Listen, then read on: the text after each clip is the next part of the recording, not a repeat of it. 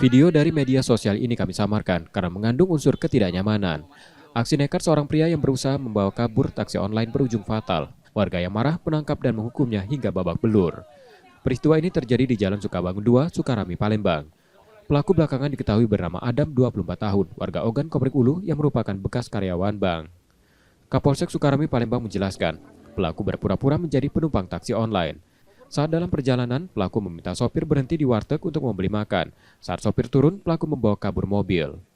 Namun aksi itu gagal. Sopir yang menyadari kendaraannya dibawa kabur, segera berteriak meminta bantuan warga.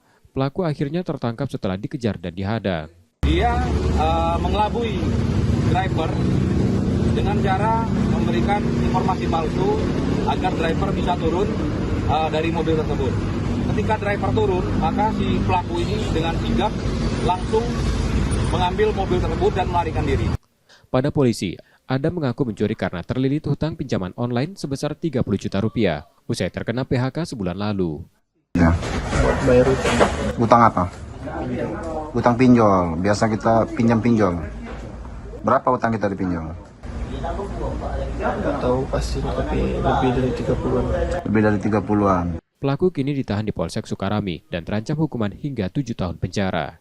Reski Oktora, Muklas Diferensial, Kompas TV, Palembang, Sumatera Selatan.